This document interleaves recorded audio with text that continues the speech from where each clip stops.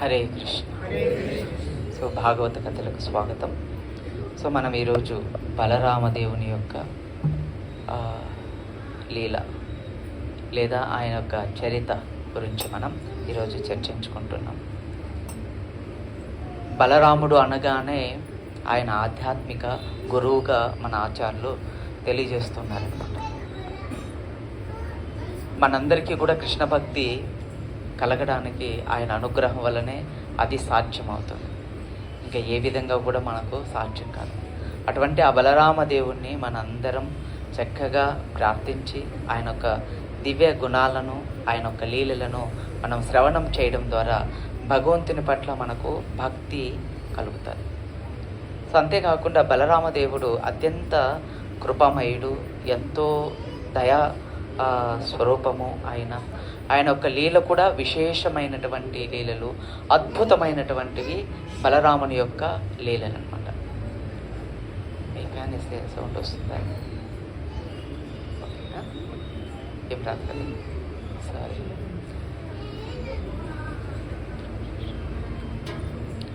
ఈ బలరాముని యొక్క విశేషమైనటువంటి లీలలు శ్రీమద్ భాగవతంలో దశమ స్కందంలో మనకు వస్తాయి. సో మనం దశమ స్కందం అంతా కూడా కృష్ణ బలరాముల లీలలన్నీ కూడా ఎంతో మాధుర్యంగా ఉంటాయి. ఎంత మాధుర్యంగా ఉంటాయంటే అవి వినే కొద్దీ ఇంకా వినాలి అనిపిస్తూనే ఉంటుంది. కృష్ణుడు బలరాముడు చేసినటువంటి అద్భుతమైనటువంటి లీలలు, అమోఘమైనటువంటి లీలలు, సాధారణమైనటువంటి లీలలు కాదు. బృందావనంలో ఎన్నో అద్భుత లీలలను కృష్ణుడు బలరాములు ఇరువురు కలిసి ఎంతో గొప్పగా వాళ్ళు లీలలు ప్రదర్శించాలి. సో బలరాముడు వచ్చి రోహిణి మాత పుత్రుడు, మన కన్నయ్య వచ్చి యశోదమాత పుత్రుడు. అయితే ఇక్కడ యశోదమాతకు ఆచార్యులు ఏమంటున్నారంటే, యశోదమాత కృష్ణుణ్ణి బలరాముని ఇరువురిని కూడా ఇద్దరు పిల్లలుగానే ఆమె పెంచిందనమాట. కృష్ణుణ్ణి బలరాముని ఇద్దరిని కూడా, కృష్ణ బలరాముని ఇద్దరిని కూడా తన సొంత పిల్లల్లానే పెంచింది. సో వాస్తవానికి కృష్ణుడు కూడా యశోదమాత సొంత పుత్రుడు కాను, ఎందుకంటే దేవకి పుత్రుడు. ఆయన మధుర నుంచి బృందావనానికి రావడం జరిగింది.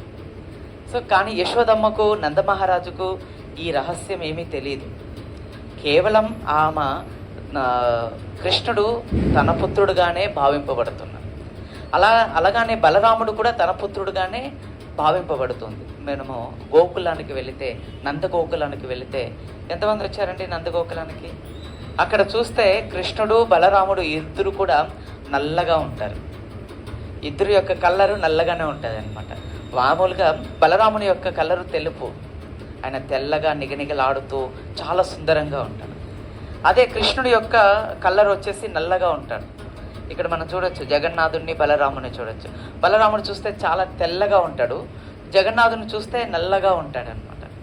సో కానీ నందగోకులంలో చూస్తే కృష్ణుడు బలరాముడు ఇద్దరు కూడా ఒకే రకంగా నల్లగానే కనిపిస్తారు.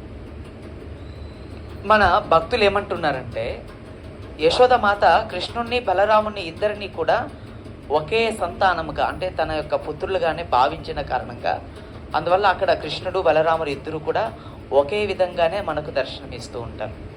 చాలా సుందరంగా ఉంటారు.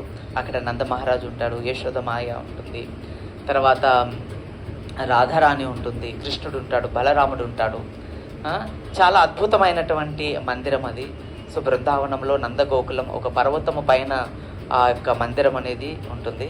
అది మందిరం కాదు, సాక్షాత్తు కృష్ణుని యొక్క, నందమహారాజు యొక్క భవనం. నందమహారాజు కృష్ణుడిని అక్కడే పెంచారనమాట. సో గోకులంలో ప్రతిసారి కూడా ఏదో ఒక ఆపద సంభవిస్తూ ఉంటే, అందువల్ల కృష్ణుడిని బలరాముడిని తీసుకొని వాళ్ళు ఆ యొక్క నందగోకులానికి వెళ్ళిపోయారు. ఇది మనం రేపు వారం చెప్పుకుంటాం. సో ఈ రకంగా బలరాముడు కూడా యశోదమాతకు పుత్రుడుగానే పెంపడం జరిగింది. కానీ బలరాముడు రోహిణి మాత పుత్రుడు. కానీ రోహిణి మాత ఎవరునంటే వసుదేవుని యొక్క భార్య. ఎందుకు రోహిణి మాత గోకులంలో నందమహారాజు భవనంలో తన నివాసం ఎందుకు చేస్తుందంటే, వసుదేవునికి చాలామంది భార్యలు ఉన్నారు.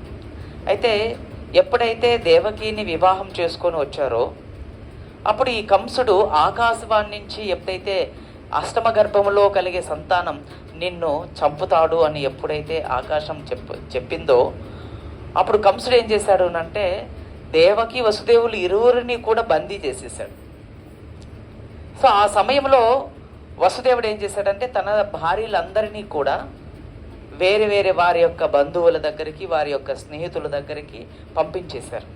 సో ఆ కారణంగా రోహిణి మాత కూడా బృందావనంలో ఎందుకుంది, నందమహారాజు భవనంలో ఎందుకుంది అంటే నందమహారాజు కూడా వసుదేవునికి బంధువులే, అంటే చాలా దగ్గర బంధువులు, ఒకే కుటుంబానికి చెందినటువంటి వాళ్ళు. వసుదేవుని యొక్క తండ్రికి 2 భార్యలు, ఒకరు వైశ్య, ఇంకొక ఆమె క్షత్రియ. క్షత్రియకు కలిగిన సంతానం వచ్చేసి దేవకి వసుదేవుడు, వైశ్యకు కలిగినటువంటి సంతానం నందమహారాజు. కాబట్టి వాళ్ళు ఒకే వర్గానికి, ఒకే కులంలో జన్మించినప్పటికీ నందమహారాజు వైశ్య ధర్మాన్ని పాటించి ఆయన ఒక వైశ్యుడిగా ప్రఖ్యాతిగాంచాడు. వసుదేవుడు ఒక క్షత్రియుడు కాబట్టి క్షత్రియ గుణాలతో ఆయన ఒక రాజుగా పిలువబడ్డాడు అనమాట.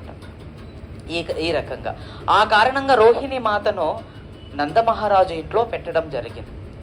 సో నందమహారాజు ఇంట్లో ఎప్పుడైతే ఉన్నారో కృష్ణుడు, బలరాముడు, ఇక్కడ బలరాముడు అష్టమ గర్భంలో దేవకికి అష్టమ గర్భంలో కలుగు సంతానం ద్వారా నీకు మృత్యు ఉంటుంది అని ఆకాశవాణి చెప్పింది. ఇప్పుడు అప్పటికి 6 మంది సంతానం కలిగి వాళ్ళు చనిపోయారు. ఎవరికి? దేవకికి. 7వ సంతానముగా బలరాముడు దేవకి గర్భంలోకి వచ్చాడు. అందుకని ఇక్కడ బలరాముడిని దేవకి సుతుడుగా కూడా సంబోధిస్తారు. దేవకి సుతుడు కూడా బలరాముడుగా సంబోధిస్తాడు. ఎందువల్ల అంటే ఆయన మొట్టమొదట దేవకి గర్భంలోకి ప్రవేశించి ఆ తర్వాత ఆయన యశోదమాత గర్భంలోకి వచ్చి యశోదమాత గర్భంలో నుంచి రోహిణీ మాత గర్భంలోకి ప్రవేశిస్తారనమాట. అంటే మనమంటే ఒక తల్లి గర్భంలో ఉంటే అక్కడే ఉంటామన్నమాట. ఆయన సాక్షాత్ భగవంతుడు. ఆయన ఎన్ని గర్భాలకైనా మారేస్తాడనమాట. ఆయన దేవాతి దేవుడు, ఆయన ఏదైనా చేయగలుగుతాడు. అందుకని మీరు ఆశ్చర్యంగా చూడకండి, అది ఎట్లా అని చూస్తున్నారనమాట. ఆయన భగవంతుడు, ఆయనకు మాత్రమే అది సాధ్యం అవుతుంది. సో ఎందువల్ల అంటే కృష్ణుడు దేవకీ గర్భంలో జన్మించబోతున్నాడు. ఇప్పటి వరకు జన్మించినటువంటి 6 మంది కూడా రేపు వారం మనం వివరణ చేస్తాం దాని గురించి.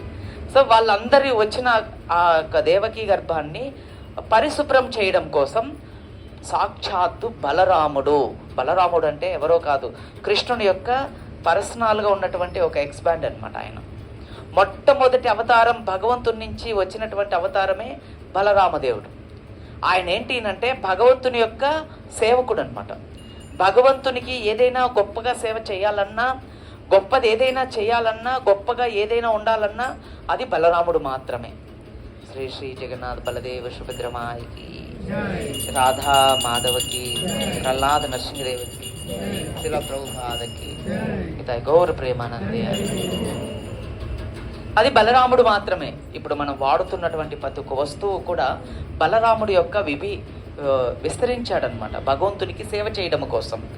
ఆయన సేవా భావన కలిగినటువంటి భగవంతుడు. ఆయన భగవంతుని పట్ల ఎంతో సేవ కలిగి ఉంటాడు, సేవా భావన కలిగి ఉంటుంది. అందుకనే భగవంతునికి సేవ చేసే ప్రతి ఒక్క వస్తువు కూడా ఆయనే విస్తరింపబడతాడు అనమాట. మనం రామాయణంలో చూస్తే రామచంద్ర ప్రభును అడవిలో ఉన్నప్పుడు కూడా లక్ష్మణ స్వామి వెంటనే వెళుతూ స్వామికి సేవ చేసుకుంటూ తనను తరించి చేసుకున్నాడు అనమాట. అదే లక్ష్మణుడే ఇప్పుడు బలరాముడు. సో ఆ సేవా భావన అనేది బలరాముడిలో అలానే ఉండిపోయిందనమాట. అందుకని ఆయన సేవక భగవంతుడు. మనం వాడే మృదంగము, కడతాలు, ఈ మైకు, ఆ ఫోను, భగవంతుని కోసం ఏదైతే వాడుతున్నామో అది అంతా కూడా బలరాముడే. మనం నిర్మాణం కూడా చేస్తున్నాం కదా, ఆ మందిరం కూడా బలరాముడే. బలరాముడు స్వామిని సేవించడం కోసం ఒక మందిర రూపాన్ని కూడా ఆయన తీసుకుంటున్నాడు. ప్రతి ఒక్కటి కూడా బలరామదేవుడే అనమాట. సో బలరామదేవుడు అంతటి భగవంతుని పట్ల అంతటి భక్తి భావం కలిగి ఉన్నటువంటి వ్యక్తి ఆయన అనమాట బలరామదేవుడు. అందుకని భగవంతుని పట్ల ఎంత గొప్ప భక్తి కలిగి ఉంటాడు అంటే ఆయనంత భక్తి, సేవ భావన ఎల్లప్పుడూ కూడా కృష్ణుని సేవిస్తూనే ఉంటాడు. మనం రామ అవతారంలో చూస్తే లక్ష్మణస్వామి ఎప్పుడు రాముని సేవిస్తూనే ఉన్నాడు. నిరంతరము రాత్రింపవులు నిద్ర లేకుండా రాముని యొక్క సేవలోనే గడిపేశాడు. భగవంతుడు ఎంతటి దయామయుడు అంటే లక్ష్మణస్వామి ఆ విధంగా రామ అవతారంలో సేవ చేశాడు.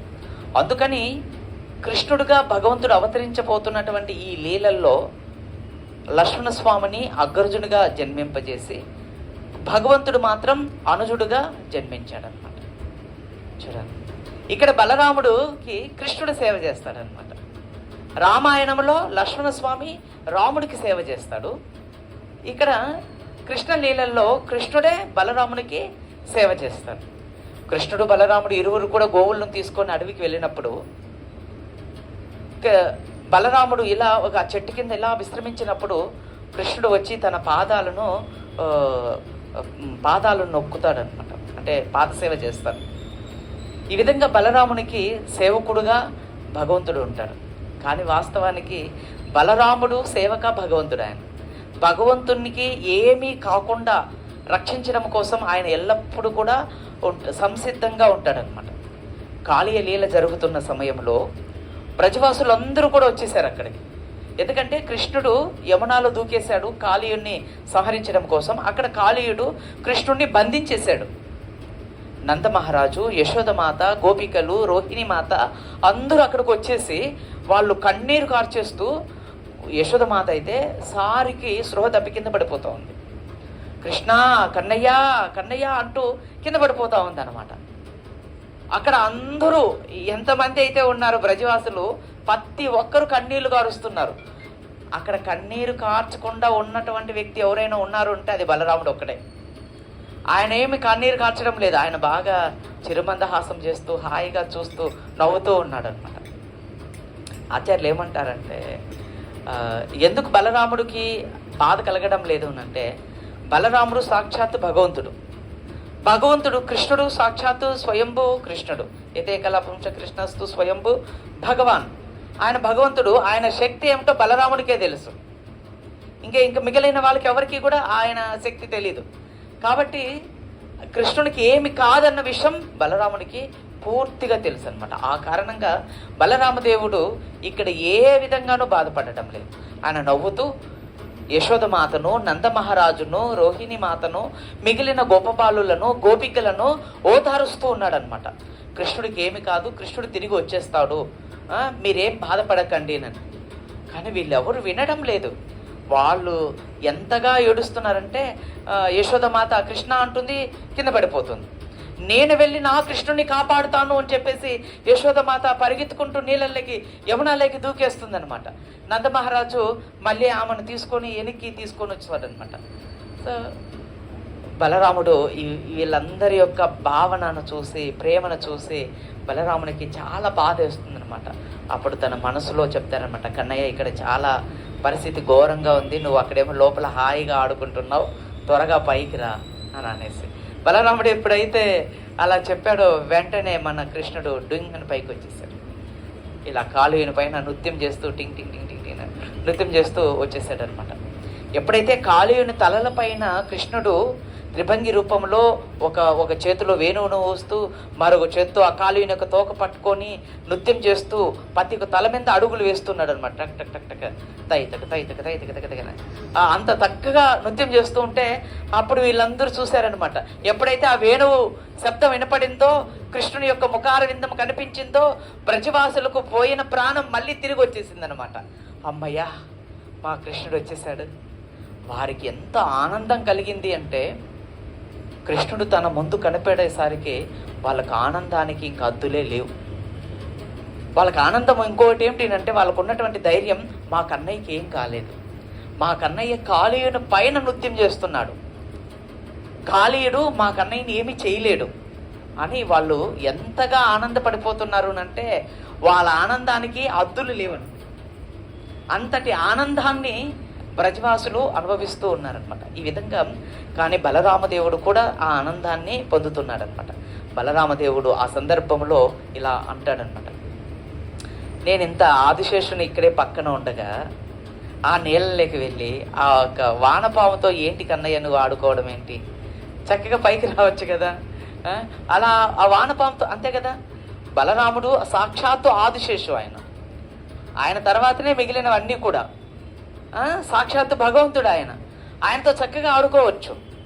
కానీ నాతో ఆడుకోకుండా వానపాముతో నువ్వు చక్కగా డ్యాన్స్ చేస్తూ అలా ఆడుకుంటున్నావు. అయినా ఈ కాళీయుడు ఎంత అదృష్టం చేసుకున్నాడు. నీవు అంతగా ఆ కాళీయుడితో నృత్యం చేస్తున్నావు, అతనితో ఉన్నావు అంటే వాడు ఎంత భాగ్యాన్ని అతనికి కల్పిస్తున్నావు అని బలరాముడు తనలో తను అనుకుంటూ తను మురిసిపోతూ ఆనందాన్ని బలరాముడు కూడా అనుభవిస్తున్నాడు. ఇది బలదేవుని యొక్క అద్భుతమైనటువంటి ఒక లీల అన్నమాట.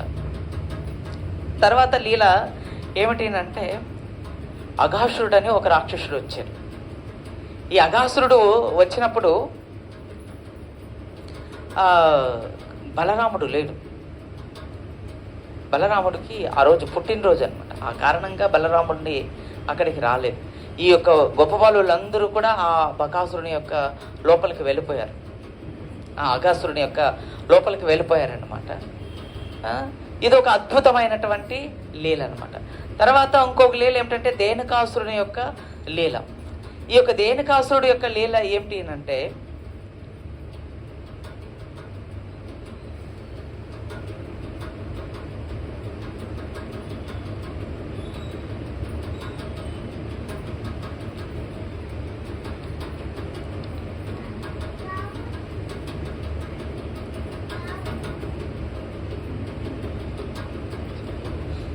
ఈ యొక్క ధేనుకాసురుడు కూడా అద్భుతమైనటువంటి ఈ యొక్క ధేనుకాసురుని యొక్క లీల. సో ఈ ధేనుకాసురుని యొక్క లీలలో కూడా బలరాముడు కూడా పాల్గొంటాడు. తర్వాత కాళింది లీల మనం చెప్పుకున్నాం. అలానే పలంబాసురుడి యొక్క లీల. ఈ పలంబాసురుడు ఏమిటి అంటే ఒక గొప్ప బాలుని రూపంలో అక్కడికి వస్తాడు. గొప్ప బాలులందరూ కూడా ఆడుకుంటూ ఉన్నారు. కృష్ణుడు మిగిలిన గొప్ప బాలులందరూ కూడా ఆడుతూ ఉన్నారు. ఏ విధమైన ఆట ఆడుతున్నారంటే, వాళ్ళు ఒక తాడు పెట్టి కొంతమంది గొప్ప బాలులు ఒక పక్క, కొంతమంది గొప్ప బాలులు ఒక పక్క బలరాముడు, ఒక పక్క కృష్ణుడు అనమాట. ఎవరైతే ఓడిపోతారో వాళ్ళు గెలిచిన వారిని భుజాల మీద ఎత్తుకొని అడవిలో తిప్పాలన్నమాట.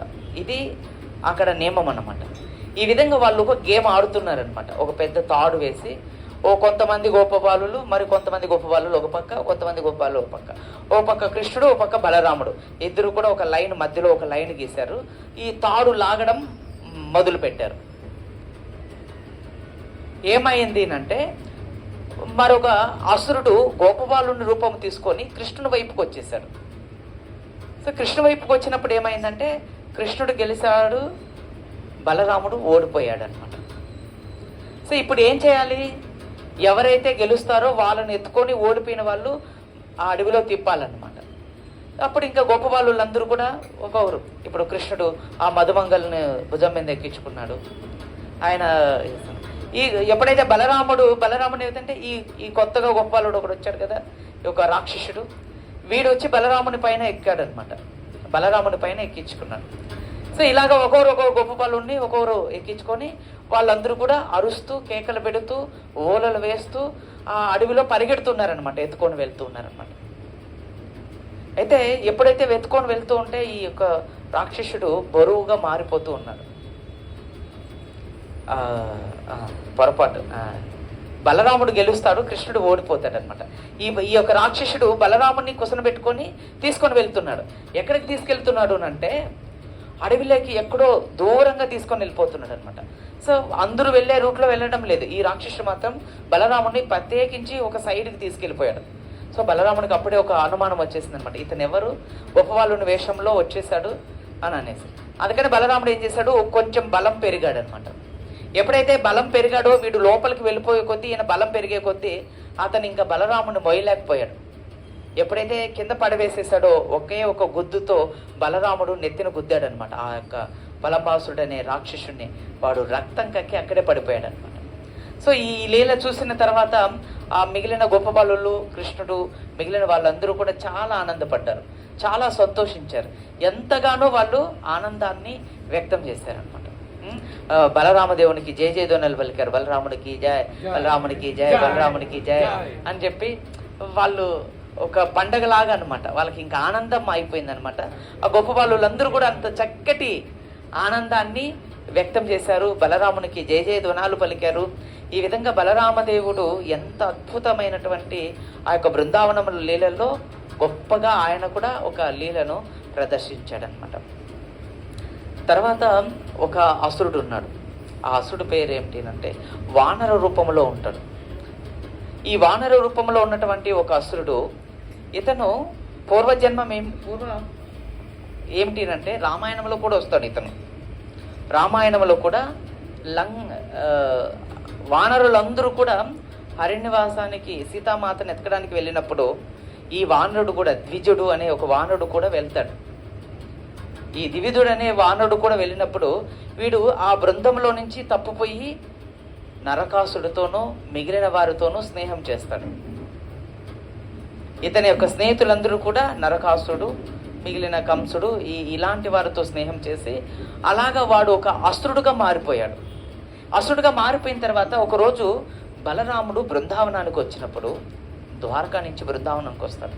బృందావనం అంతా ఎలా ఉంది అని అంటే కృష్ణుడు లేడు. కాబట్టి వాళ్ళందరూ కూడా ఒక అమావాస్యలో ఎలా చీకటిగా ఉంటుందో వారి యొక్క ముఖాలు కూడా అంతా చీకటి అయిపోయినాయి. కృష్ణుడు వస్తాడని చెప్పి ఎదురు చూస్తున్నారు. ఎప్పుడైతే బలరామదేవుని చూసారో వాళ్ళకు ఒక పౌర్ణమిలాగా వెలుగు వచ్చేసింది అనమాట వాళ్ళ ముఖాలలో. ఎంతో ఆనందం కలిగింది వారికి బలరామదేవుని చూసి. అంటే ఇంకా కృష్ణుడు కూడా వస్తాడు అనే ఉద్దేశంతో బలరాముని చూసి ఎంతో సంతోషిస్తారు. తన యొక్క మిత్రులు, గోపికలు అందరూ కూడా, వాళ్ళందరూ కూడా ఎంతో కలుసుకుంటారు, ఎంతో చక్కగా మాట్లాడుకుంటారు. అదంతా అయిన తర్వాత ఏమవుతుంది అంటే ఒకరోజు బలరాముడు కూడా రాసనృత్యం చేస్తాడు. కృష్ణుడు కూడా రాసనృత్యం చేస్తాడు. అలానే బలరాముడిది కూడా ఒక రాసనృత్యం ఉంది. ద్వారకా నుంచి వచ్చినప్పుడు ఈ యొక్క లీల బృందావనంలో జరుగుతుంది అనమాట. బృందావనంలో ఒక ప్రాంతంలో ఈ రాసనృత్యం అనేది నిర్వహించడం జరుగుతుంది. ఈ రాసనృత్యం అయిన తర్వాత ఈ వానరుడు, అక్కడ ఉన్నటువంటి గోపికలందరూ కూడా చక్కగా వాళ్ళు పూలు తీస్తున్నారు, ఏమో రకరకాలు వాళ్ళు సేవలు చేస్తున్నారు. వాళ్ళను చూసి చెట్లో కూర్చొని వాళ్ళని అని కోతి ఏం చేస్తుంది, ఇట్లా అంటుంది, చేతులు ఇట్లా పెడుతుంది, ఇవన్నీ చేస్తుంది కదా. ఈ అసురుడు కూడా ఆ విధంగా ఆ గోపికలను ఎక్కిరిస్తున్నాడు, ఇలా గీరుతున్నాడు. ఇవన్నీ చేయడం కాకుండా తన ముందర ఉన్నటువంటి ప్రదేశాన్ని ప్రత్యేకించి చూపిస్తూ ఇది చేస్తున్నాడు. తర్వాత ఎనుక భాగాన్ని చూపిస్తున్నాడు. ఎనుక భాగాన్ని చూసి టిటిట అంటున్నాడు అనమాట. సో ఈ గోపికలకి అందరికీ ప్రభుపాద వారు చెప్తారనమాట, సహజంగానే స్త్రీలు ఎప్పుడు నవ్వుతూ ఉంటారనమాట. వాళ్ళకి ఏదైనా ఒక చిన్న సరదా జోక్ చెప్పామనుకో వాళ్ళు ఎక్కువ అంటే పెద్దగా నవ్వుతారనమాట. ఈ గోపికలు కూడా ఏం చేస్తున్నారంటే ఈ ద్విజుడు అనే ఈ వానరుడు చేస్తున్నటువంటి చేష్టలను చూసి వాళ్ళు సీరియస్గా అనుకోలేదు పాపం. వాళ్ళు సరదాగా నవ్వుకున్నారనమాట, నవ్వుకొని వదిలేస్తున్నారు. కానీ వీడు మాత్రం వదలడం లేదు. మరి వారి దగ్గరికి వెళ్ళి చాలా అసౌకర్యంగా ప్రవర్తించడం జరిగింది. బలరామదేవుడు అక్కడి నుంచి చూస్తూనే ఉన్నాడు. ఎప్పుడైతే చూశాడో బలరామునికి చాలా కోపం వచ్చింది.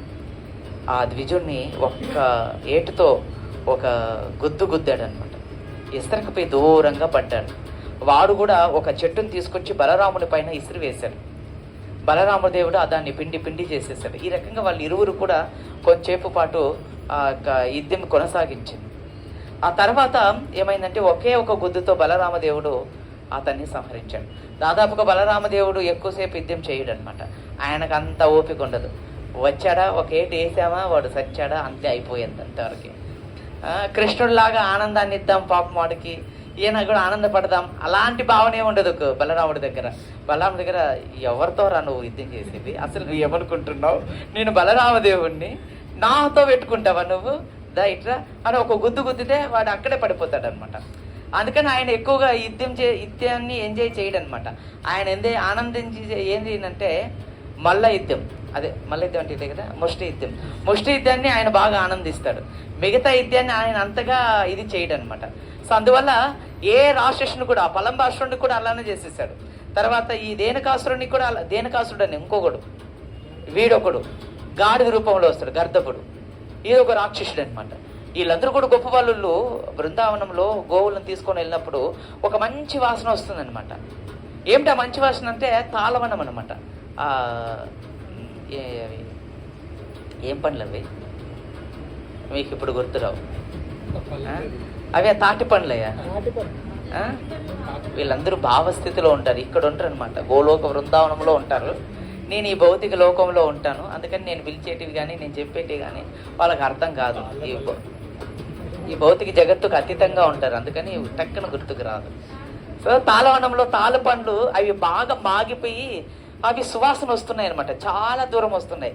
ఈ గొప్ప వాళ్ళందరూ కృష్ణ దగ్గర ఉంటూ మంచిగా వాసన వస్తుంటే ఎంతగా వాసన వస్తుందని చెప్పి వాళ్ళ వాసన పట్టుకొని అక్కడికి వచ్చేసారనమాట. వస్తే దానికి ఈ గర్ధపుడు అనే ఈ రాక్షసుడు కాపలాగా ఉంటున్నాడు. ఇదేంటినంటే అందులో ఉన్నటువంటివన్నీ కూడా కేవలము కంసునికి పంపించేవారు. అందు నుంచి ఆ చెట్ల నుంచి ఒక మత్తు పదార్థాన్ని తయారు చేసేవారు. అది చాలా నాణ్యతంగా తయారు చేస్తారు. ఆ తయారు చేసినటువంటి ఆ పదార్థాన్ని కంసుడికి ఇస్తాడనమాట. ఇతను ఎవడు అంటే కంసుని యొక్క అనుచరుడు. వీడు కూడా కంసునికి ఇచ్చిన తర్వాత వీడు తాగేసి గొమ్మన పనుకొని ఉన్నాడు అనమాట. సో వీళ్ళందరూ వచ్చేసారు, గొప్ప వాళ్ళందరూ వచ్చారు. బలరాముడు వచ్చాడు, కృష్ణుడు కూడా వచ్చారు. వీళ్ళు ఏం చేశారంటే బలరాముడు ఆ చెట్టును పట్టుకొని ఇలా ఊపాడనమాట. ఆ చెట్టుకున్న పండ్లన్నీ ఇలా టపటపడ కింద పడిపోయినాయి. సో వీళ్ళందరూ మామూలుగా ఏమన్నా సైలెంట్గా ఉంటారంటే గొప్ప వాళ్ళు అస్సలు సైలెంట్గా ఉంటారు. వీళ్ళు గట్టిగా అరుస్తున్నారు, ఆ పండ్లను తీసుకుంటున్నారు అనమాట. వెంటనే ఈ అసురుడికి వినిపించింది, ఎవరా నాతో వనంలోకి వచ్చేసింది ఎవరు? ఈ వనం అంతా ఎవరిదో తెలుసా? మా రాజు కంసు గారిది. మా అనుమతి లేకుండా ఈ వనంలోకి ప్రవేశిస్తావా? చూడు మిమ్మల్ని ఏం చేస్తాను అని చెప్పి వెంటనే ఆ బలరాముని దేవి పైకి వచ్చేసాడనమాట. ఈ అసురుడు వాడు ఒక గాడిద రూపంలో దాల్చి ఉన్నాడు. సో బలరామదేవుడు ఒకేటు ఏం చేశాడో తెలుసా? ఆయన కాలు ఒకటి పట్టుకొని గిరగిర గిరగిర గిరగిర గిర ఇలా పట్టుకొని ఇలా తిప్పి ఇసిరి పడేసినాడు అనమాట. ఆ చెట్టు పైన పడి తలకాయ కిందకి పెట్టి నోట్లోంచి రక్తం గారుతూ అని చనిపోయినాడు అనమాట. సో బలరామదేవుడు ఎంత పెద్ద రాక్షసుడైనా సరే ఒకేటంటే ఎక్కువ వేట్లు పెట్టుకోడు అనమాట. ఆయన అంత అవకాశం ఇవ్వడు అనమాట, మారడానికి కూడా అవకాశం ఇవ్వడు. అంత త్వరగా ఆయన పని పూర్తి చేసేస్తూ ఉంటాడు అనమాట. ఒకసారి ఏమైంది అంటే జాంబవతి యొక్క పుత్రుడు జాంబుడు, అతను దుర్యోధన యొక్క కుమార్తె లక్ష్మణను ప్రేమించాడు. స్వయంవరం ప్రకటించారు, మిగిలిన రాజులు కూడా వచ్చారు. వీడు వెళ్ళి ఏం చేశాడంటే ఈ జాంబుడు వెళ్ళి లక్ష్మణను బలత్కారంగా తీసుకొని రథంలో కూర్చోబెట్టుకొని ఎత్తుకొని వచ్చేసాడు అనమాట. ఎత్తుకొని వచ్చేస్తుంటే కురు సైన్యం ఊరుకుంటుందా? ఒకరు అమ్మాయిని పట్టుకొని బలవంతంగా తీసుకొని వచ్చేస్తుందా? వాస్తవానికి వన్ సైడ్ లవ్ అనమాట వాళ్ళది. వీడు మాత్రమే ప్రేమించాడు, ఆ అమ్మాయి ప్రేమించలేదు. సో అందువల్ల ఆ అమ్మాయికి ఇష్టం లేదు వీడిని పెళ్లి చేసుకోవడం. ఇంకా ఆచార ప్రకారం ఏంటంటే ఒక పురుషుడు ఒక స్త్రీని తాకితే ఇక తప్పనిసరి ఆ వివాహం అనేది జరగాలన్నమాట. ఎప్పుడైతే ఈ యొక్క జాంబుడు తీసుకొని వచ్చేసాడో ఆ కురు పెద్దలందరూ చూశారనమాట, ఎత్తుకొని వెళ్ళిపోతున్నాడు. సో అతన్ని అలా వదిలేయకూడదు అనమాట, అలా చేయకూడదు, దానికి ఒక నియమం ఉంటుంది. సో అందుకని కురు సైన్యం అంతా కూడా తన పైన దాడి చేశారు. ఎంత పెద్ద దాడి చేశారు అంటే భీష్ముడు, ద్రోణుడు, మిగిలిన పెద్ద సైన్యం అందరూ కూడా అతన్ని యుద్ధం చేస్తుంటే అతను కూడా చాలా సాక్షిచక్యంగా యుద్ధం చేస్తున్నాడు. చూడడానికి కృష్ణుడు లాగానే అందంగా ఉంటాడు. ఈడు జోడు కూడా బాగానే ఉన్నారు, ఇద్దరు చాలా అందంగా ఉన్నారు.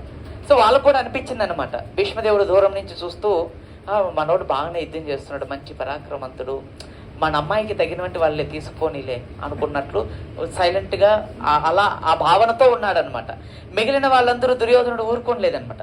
ఆ సైన్యంతో ఇచ్చేసి గరుడ అస్త్రంతో తనను బంధించి హస్తినాపురంలో జైల్లో పెట్టారనమాట. సో ఈ వార్త కృష్ణుడికి తెలిసింది. ఇప్పుడు కృష్ణుడు వచ్చాడనుకోండి చాలా పెద్ద గొడవలు అవుతాయి. సో అందుకని బలరామదేవుడు వస్తాడనమాట. అప్పుడు ఆ సమయంలో బలరామదేవుడు ద్వారకా నుంచి హస్తినాపురానికి వస్తాడు. హస్తినాపురానికి లోపలికి రాలేదు, ఆయన ఊరు బయట ఒక వనము ఉంటే ఆ ఉద్యానవనంలో విశ్రాంతి తీసుకొని ఉద్ధవుని పంపిస్తాడనమాట. ఉద్ధవ, నేను ఇలా వచ్చాను, దుర్యోధనికి వెళ్ళి చెప్పు, ధృతరాష్ట్రునికి చెప్పు అని అనేసి. ఉద్ధవుడు వెళ్ళి ధృతరాష్ట్రునికి హస్తినాపురంలోకి వెళ్ళి రాజ్యసభకు వెళ్ళి ధృతరాష్ట్రుడితో చెప్పాడనమాట, ఇలాగ మా బలరామదేవుడు వచ్చేసి ఉన్నాడు, ఆ యొక్క పలానా వనంలో వేచి ఉన్నాడు అని అనేసి. సో వీళ్ళకు ఏం అర్థం కాలేదు, కానీ ఒకవైపు పోవాలా లేదా పోద్దామని. సరే బలరామదేవుడు వచ్చాడు కాబట్టి, బలరాముడు అంటే కొంచెం దుర్యోధనికి గౌరవం అనమాట, ఎందుకంటే బలరాముడు దుర్యోధనికి గదా యుద్ధం నేర్పించాడు. ఆ కారణంగా బలరామదేవుడు దుర్యోధనికి గురువు అవుతాడు. సరే వీళ్ళందరూ వెళ్ళారు, కానుకలు తీసుకొని కొంచెం వెళ్ళారు. వెళ్ళిన వాళ్ళు చక్కగా ఆహ్వానించాలి కదా, ఆహ్వానించలేదు. అక్కడికి వెళ్ళిన తర్వాత వాళ్ళు ఏం చేశారంటే కౌరవులందరూ బలరామదేవుణ్ణి దారుణంగా అవమానించారు. ఎంత దారుణంగా అవమానించారంటే, మీతో మాకు పొంతనేంటి, మా అమ్మాయిని మీ అబ్బాయి ఎలా ఎత్తుకుపోతాడు, అయినా మీరు ఒక యాదవులు, గోవులు మేపుకుంటే వాళ్ళు, మా కింద బతికేవాళ్ళు, ఒక రకంగా చెప్పాలంటే మా కింద మీరు బతుకుతున్నారు, అంతే కదా. హస్తినాపురం అనేది మొత్తం రాజ్యం అనమాట, పెద్ద రాజ్యం. సో మీరందరూ మా కిందనే కదా బతుకుతున్నారు, మేమేసిన భిక్షతో మీరు బతుకుతున్నారు. బలరాముడికి మండుతోందనమాట, చాలా ఎక్కువగా వస్తుంది కోపం. ఈ విధంగా మాట్లాడినాడు. ఇంకో మాట ఏమన్నారంటే కృష్ణుని దూషణ చేశారు. కృష్ణుడు అట్లాంటి వాడు, ఇట్లాంటి వాడు, ఇట్లా చేశాడు, అట్లా చేశాడు అని ఎప్పుడైతే కౌరవులు అన్నారో బలరామునికి చాలా కోపం వచ్చేసేసింది. ఎంతగా వచ్చిందంటే ఆ కోపము, ఆ మాట అనేసి కౌరవులు వెళ్ళిపోయినారు. బలరామదేవునికి ఎంతో కోపంతో ఆయన నాగలిని తీసుకొని గట్టిగా పిలిచాడు, ఒక ఇలా వేసి హస్తినాపురాన్ని ఆ శివరికి వేసాడనమాట, ఇలా ముందుకు లాగాడు అనమాట. ఎప్పుడైతే హస్తినాపురానికి ఇలా వేసి ఆ నాగలిని ఇలా లాగాడో, హస్తినాపురం దుర్యోధనుడు కౌరవులందరూ లోపలికి వెళ్ళారంతే భవంతిలోకి. ఆ భవంతి మొత్తం కదిలిపోతోంది అనమాట.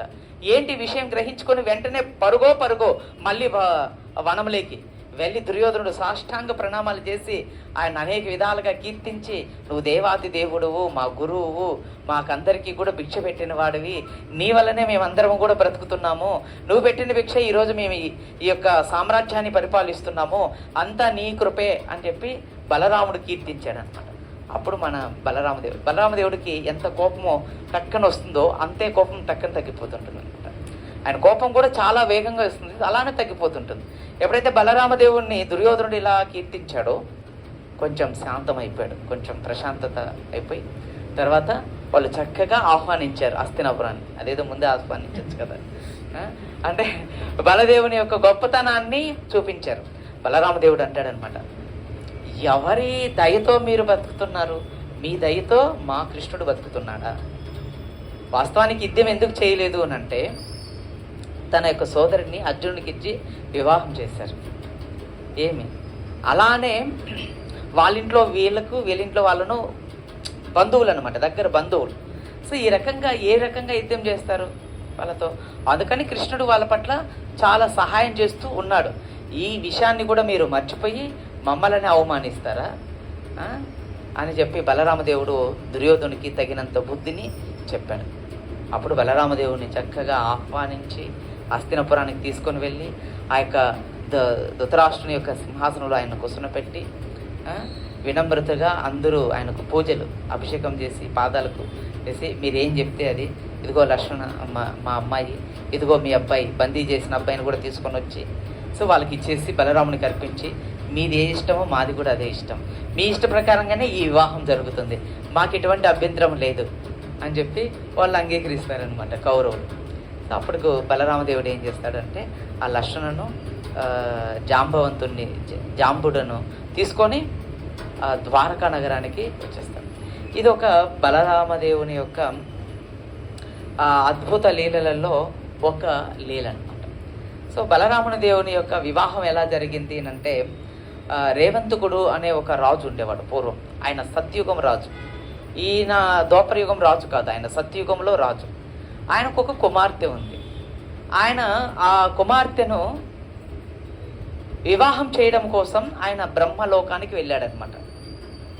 అంటే నా యొక్క కుమార్తెకు తగినంత వరుడు అంటే గొప్పవాడై ఉండాలి, ఆయన కన్నా గొప్ప వాళ్ళు ఇంకెవరు ఉండకూడదు, అలాంటి గొప్ప వ్యక్తిని నా కుమార్తెకి ఇచ్చి వివాహం చేయాలి, అతను ఎక్కడ దొరుకుతాడు అలాంటి వ్యక్తికి ఇచ్చి వివాహం చేయాలి అని చెప్పి ఆయన భావించి తనను తీసుకొని బ్రహ్మలోకానికి వెళ్తారు. అయితే అదే సమయంలో బ్రహ్మదేవుడు ఒక మీటింగ్ ఏర్పాటు జరిగింది. అక్కడ మిగిలిన దేవతలందరూ కూడా వచ్చారు. ఈయన వెళ్ళగానే మాట్లాడడానికి అవకాశం లేదు. ఆ కారణంగా అక్కడే ఉండిపోవాల్సి వచ్చింది ఆ మీటింగ్ అయిపోయే వరకు. అయ్యే లోపల తర్వాత బలరామదేవుడు వచ్చాను. ఈ రేవంతుడు అనే రాజు బ్రహ్మదేవుని కలుసుకొని జరిగిన విషయం అంతా చెప్తాడనమాట. అప్పుడు బ్రహ్మదేవుడు నవ్వుతూ చెప్తాడనమాట, అసలు నువ్వేమనుకుంటున్నావు, నీ ఉన్నటువంటి రాజ్యమంతా ఇప్పుడు మారిపోయింది. తర్వాత నీ యొక్క పుత్రులు మిగిలిన వారందరూ కూడా మంత్రులు అందరూ మారిపోయారు. ఇప్పుడు అలాగా కొన్ని 100 మంది రాజులు వచ్చేసారు. ఇప్పటికి ఎంతో కాలం గడిచిపోయింది. నువ్వు సత్యయుగం, ఇప్పుడు ద్రౌపయుగం జరుగుతోంది. సో మరి ఇప్పుడు ఏం చేయమంటారు అని అంటే, ద్వారకా నగరానికి వెళ్ళు, అక్కడ బలరాముడు ఉంటాడు, ఆయనకి ఇచ్చి నీ కుమార్తెను వివాహం చెయ్యి అని చెప్తాడనమాట. అది బ్రహ్మాదేవుని యొక్క ఆజ్ఞ మేరకు ఆమెను తీసుకొని వచ్చి బలరామదేవుడికి ఇచ్చి వివాహం చేసి ఆయన వనవాసానికి వెళ్ళిపోతాడనమాట ఆ రాజు. ఎందుకంటే ఆయన ఈ కాలం రాజు కాదు, సత్యయుగం నాటి కాలం రాజు. ఆమె కూడా సత్యయుగంలోనే జన్మించింది, రేవతి మాత. బలరాముని యొక్క భార్య రేవతి, ఆమె సత్యయుగంలో జన్మించింది. అందుకని ఆమె చాలా పొడవు ఉంటుంది, బలరాముని కంటే చాలా పొడవు ఉంటుంది. మరి ఎలా వివాహం చేసుకోవాలి? మన బలరాముడు ఏం చేశాడు, ఆ నావలు తీసి ఆ రేవతి యొక్క తలపైన ఇలా పెట్టి ఇలా కిందకి లాగుతాడు అనమాట. సో అప్పుడు ఆమె పొట్టిగా మారుతుంది, ఆయనకు సరిదగిన జోడిగా మారుతుంది అనమాట. అప్పుడు వివాహం జరుగుతుంది, బలరామునికిను రేవతి మాతకు వివాహం అనేది జరుగుతుంది. ఇది ఒక బలరాముని యొక్క ఒక అద్భుతమైనటువంటి ఒక లీల అన్నమాట.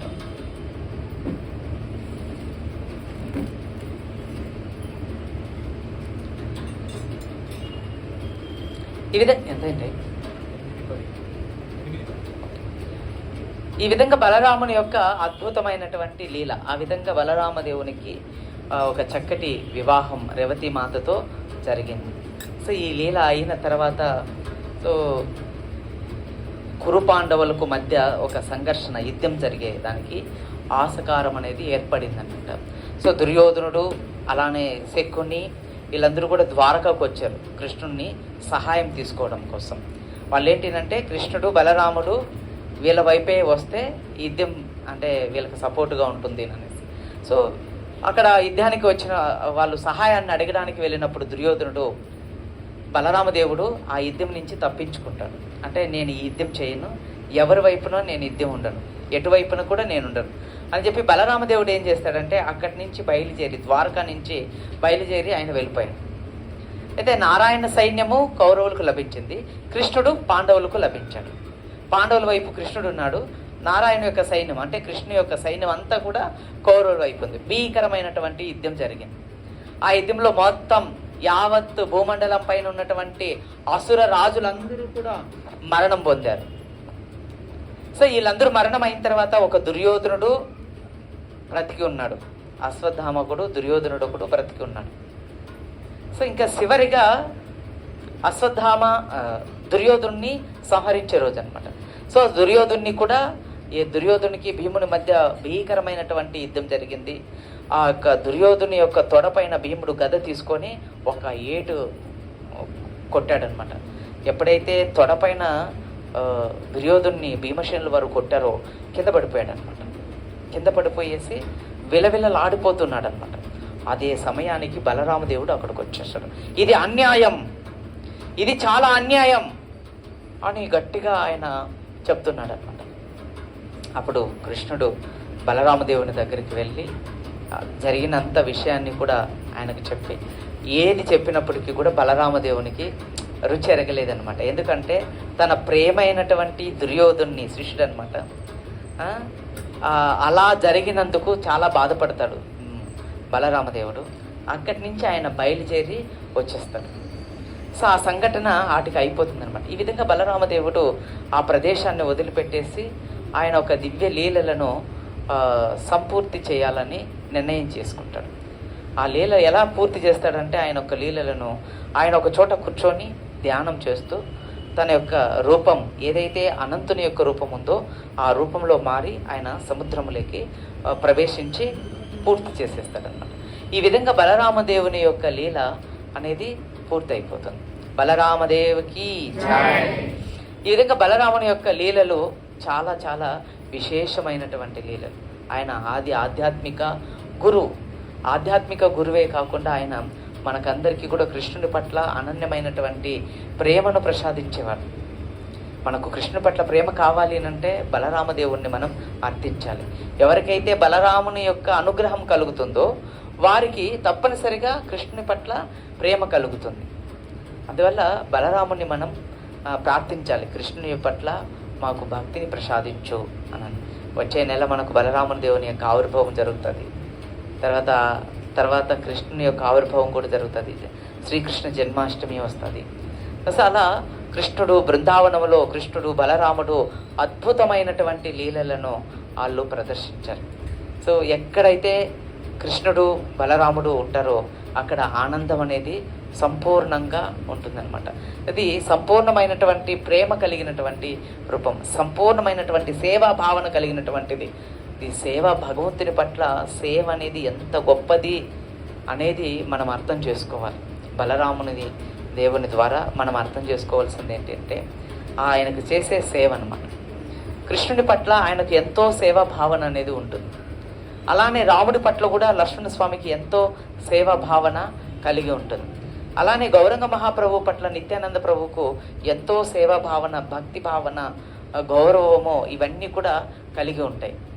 అందుకని భగవంతుని పట్ల సేవ అనేది, భగవంతుని యొక్క సేవ అనేది అది అనేక జన్మల్లో తర్వాత మనకు కలిగేది ఆ భగవంతుని యొక్క సేవ. అందుకని ఆ సేవ మనకు లభించినప్పుడు మనం దాన్ని వినియోగించుకునే ప్రయత్నం చేయాలి. భగవంతుని యొక్క సేవ దొరకడం అనేది బహునాం జన్మంతే, అనేక జన్మల తర్వాతనే మనకు భగవంతుని యొక్క సేవ లభిస్తుంది. అన్ని జన్మల్లోనూ మనకు భగవంతుని సేవ లభిస్తుందని మనకు తెలియదు, మనం చెప్పలేము కూడా. కానీ ఈ జన్మలో మనకు భగవంతుని యొక్క సేవ లభించింది అంటే మనం వెంటనే ఆ భగవంతుని సేవకు మనం ప్రధానతను కల్పించాలి. మనం ఎప్పుడైతే భగవంతుని యొక్క సేవను ప్రధానంగా తీసుకుంటామో మన జన్మ అనేది సార్థకమైపోతుంది. ఆయన సాక్షాత్తు భగవంతుడు అయినప్పటికీ కూడా దేవాదిదేవుడైనటువంటి కృష్ణుని పట్ల అపారమైనటువంటి ప్రేమ, సేవాపూర్వకమైనటువంటి సంబంధం కలిగి ఆయనకు ఎల్లప్పుడూ కూడా సేవ చేస్తుంటాడు. ఇప్పుడు చూడండి, వైకుంఠానికి వెళ్తే ఆ భగవంతుడు బలరామదేవుడు ఆదిశేషుని రూపం తీసుకొని ఒక పానుపులాగా అయిపోతాడు అనమాట. కృష్ణుడు ఇలా పనుకోవాలనుకున్నాడు అనుకోండి, ఆయన పానుపు అయిపోతాడు. కూర్చోవాలనుకున్నాడు అనుకోండి, ఒక కుర్చీలాగా మారిపోతాడు. ఆయన ఏదైనా ఆనందించాలి అనుకోండి, ఆ విధమైనటువంటి వస్తువులా బలరామదేవుడు మారిపోతాడు. అది సేవాభావన అనమాట, భగవంతుని యొక్క బలరాముని యొక్క సేవాభావన. అందుకని మనం అందరం కూడా బలరాముని దేవుడిని అర్థించాలి. మనకు కూడా ఆ విధమైనటువంటి సేవాభావనను ప్రసాదించమని మనం బలదేవుణ్ణి కోరుకోవాలి. మేము ఎల్లప్పుడూ కూడా కృష్ణునికి సేవ చేసుకోవాలి. కృష్ణుని పట్ల ఎంతో ప్రేమను మేము పెంపొందించుకోవాలి. ఆయన భక్తుల పట్ల మేము ప్రేమను పెంచుకోవాలి. ఓ బలరామదేవ, మా పట్ల నీ యొక్క అనుగ్రహాన్ని చూపించు అని మనం అందరం కూడా కోరుకోవాలన్నమాట. కాబట్టి బలరామదేవుని యొక్క అవతారం చాలా చాలా విశేషమైనటువంటి అవతారం. అది సేవను మనకు తెలియజేస్తుంటుంది, భగవంతుని పట్ల ఉన్నటువంటి సేవ భావన. ఎంతటి సేవ అంటే లక్ష్మణస్వామిగా తను వచ్చినప్పుడు ఆయన పండ్లు, పలహారాలు, కందమూలాలు తీసుకొని వచ్చి రాముడికి ఇస్తాడనమాట. సీతామాతకు రాముడికి ఇస్తాడు. తనప్పుడు తీసుకోలేదు అతను. రాముడు కొన్నిసార్లు తీసి తనకి ఇచ్చినప్పుడు కూడా అవి తినలేదు తను, అవి అట్లే పక్కన పెట్టేశాడు. కేవలం ఆయన స్వామికి సేవ చెయ్యాలనే ఒక భావన ఒక్కటే. మీకు ఇంకో విషయం తెలుసా, ఆయన ఎంత సేవ భావన కలిగిన వాడంటే రాత్రింపవులు నిద్ర లేకుండా సేవ చేసినటువంటి భగవంతుడండి బలరామదేవుడు. రామావతారంలో ఆయన లక్ష్మణుడుగా వచ్చినప్పుడు భగవంతునికి సేవ చేయడం కోసం తన నిద్రను కూడా త్యాగం చేస్తాడు. ఆయన నిద్రపోలేదు. ఎన్ని సంవత్సరాలు? 14 సంవత్సరాల కాలం ఆయన నిద్ర లేకుండా రామునికి సేవ చేస్తున్నాడు. నిద్ర లేకుండా ఏం సేవ చేస్తారండి? పగులు కందమూలాలు తీసుకురావడం, ఆ రామచంద్రుడికి సీతామాతకు సేవ చేసుకోవడం. రాత్రి అయితే రామచంద్ర ప్రభు సీతామాత విశ్రమిస్తే లక్ష్మణస్వామి ధనుసు పట్టుకొని ఆ గుడిసి, అంటే అది ఆశ్రమం చుట్టూ ఆయన తిరుగుతూనే ఉంటాడనమాట. అంటే రాముణ్ణి సీతామాతను రక్షించడం కోసం ఏ జంతువులు రాకుండా, ఏ అసురులు రాకుండా ఆయన మేల్కొనే ఉండి స్వామికి సేవ చేస్తుంటాడు. ఇంతటి సేవా భావన అంటే బలరామదేవుడికి ఉన్నటువంటి సేవ భావన అంత గొప్పదనమాట. అందువల్ల దాంట్లో మనకు కొంచెం కలిగిన మన జన్మను ధన్యం చేసుకోగలుగుతాం. భగవంతునికి సేవ చేయడం అనేది అనేక జన్మాంతరాల తర్వాత మనకు కలుగుతుంది సేవ. భగవంతునికి చేసే సేవ అది భౌతిక సేవతో సంబంధం కాదండి, భౌతికమైన దాంతో సమానం కానే కాదు. భగవంతునికి చేసే సేవ ఏదైతుందో అది సర్వోత్కృష్టమైనటువంటిది, చాలా గొప్పదండి. అది ఎవరైతే ఆ గొప్పతనం తెలుసుకొని ఉంటారో వాళ్ళు ఆ స్వామి యొక్క సేవను వదలకుండా సేవిస్తారనమాట. అంత గొప్పదండి ఆయన యొక్క సేవ. ఈ జీవుడు ఆనందం పొందాలి అంటే ఆయన సేవ ఒక్కటే కావాలి. ఈ జీవుడికి ఆనందం కేవలం భగవంతుని సేవే. జీవేర స్వరూప నిత్యేర కృష్ణదాస్. ఈ జీవుడికి భగవంతుడితో ఉన్నటువంటి సంబంధం సేవా సంబంధం. ఎప్పుడైతే మన అందరం కూడా ఆ భగవంతుడితో ఆ విధమైనటువంటి సేవక సంబంధాన్ని పెంపొందించుకుంటామో, ప్రేమను పెంపొందించుకుంటామో, స్వామి పట్ల మనకు భక్తి భావన కలుగుతుంది. మానవ జీవితానికి సార్థకత ఏమిటంటే స్వామి పట్ల ప్రేమను పెంపొందించుకోవడం, ఎటువంటి ఫలాపేక్ష లేకుండా స్వామికి సేవ చేసుకోవడం. ఇదేనండి మానవ జీవితానికి ఉన్నటువంటి సార్థకత. ఇది మనం శ్రీమద్ భాగవతం ద్వారా, శ్రీ ప్రభుపాదుల వారు, మన ఆచార్యుల ద్వారా మనం అవగాహన చేసుకోవాలి. ఆయన యావత్ ప్రపంచమంతా కూడా ఈ కృష్ణ యొక్క ప్రేమను పంచిపెట్టారు, ఎటువంటి ఫలాపేక్ష లేకుండా. అందుకనే ఎంతోమంది గొప్ప భక్తులు తయారయ్యారు. ఈ అవకాశం మనకు కూడా లభించింది. మనమందరం కూడా భగవంతునికి భక్తులం కావగలవు. మనం కూడా భగవంతునికి సేవ చేసుకోగలుగుతాం. మనం కూడా మన జీవితాలను భగవంతునికి అర్పించుకోగలుగుతాం. మన దగ్గర ఏదైతే ఉందో అది భగవంతునికి ప్రీతితో మనం సేవించుకున్నట్లయితే మనకు కూడా ఆయన యొక్క అనుగ్రహాన్ని పొందగలుగుతాం. బలరామదేవుడు ఎవరి పట్ల అనుగ్రహాన్ని చూపిస్తాడు అంటే, ఎవరికైతే భగవంతుని సేవించి జన్మను సార్థకం చేసుకోవాలనుకుంటూ ఉంటారో వాళ్ళ పట్ల బలరాముని దేవుడికి అత్యంత కృప చూపిస్తూ ఉంటాడు అనమాట. భగవంతునికి సేవ చేసుకోవాలనే భావన మనకు గాను ఉంటే దృఢంగా, బలరామదేవుడు అటువంటి వ్యక్తికి సంపూర్ణ సహాయం బలరామదేవుడే చేస్తాడు. అందుకని ప్రభుపాద వారు కూడా ఒక సందర్భంలో చెప్తారనమాట, ఒక డివోటీస్కు. సో ప్రభుపాద వారికి చెప్తారనమాట, ప్రభుపాద్, ఇక్కడ మేము ఎంత ప్రయత్నం చేసినప్పటికీ కూడా మందిరం పూర్తి అవ్వడం లేదు, ఏం చేయమంటారు ప్రభుపాద్ అంటే, బలరామదేవుడిని ప్రార్థించండి అని చెప్పి ప్రభుపాద వారు చెప్తారు అనమాట. ఆ విధంగా వాళ్ళు బలరామదేవుడిని ప్రార్థిస్తారనమాట. ప్రతి ఒక్క సమస్య తొలగిపోవాలి అంటే బలరామదేవుడిని మనం ప్రార్థించాలి. ఆయన మాత్రమే మనకున్నటువంటి ఆటంకాలను అన్నింటినీ కూడా తొలగించేయగలుగుతాడు. అందువల్ల ఆయన అనుగ్రహం వల్లనే కృష్ణుడు కూడా మనకు లభిస్తాడు. అందుకని అటువంటి బలరామదేవుణ్ణి మనం నిరంతరం కూడా ఆయన నామాన్ని స్మరిస్తూ హరే కృష్ణ కృష్ణ కృష్ణ హరే హరే, హరే రామ రామ రామ హరే హరే. సో ఈ విధంగా భగవన్ నామాన్ని చెప్తూ మన జన్మను స్వామి సేవలో అర్పించుకున్నట్లయితే మనం ఈ భౌతిక జగత్తు నుంచి ఆధ్యాత్మిక లోకానికి చేరుకోగలుగుతాం. హరే కృష్ణ. బలరామదేవకి శ్రీల ప్రభుపాదకి జై. గౌర ప్రేమానంద. ఏమైనా ప్రశ్నలు ఉన్నాయా?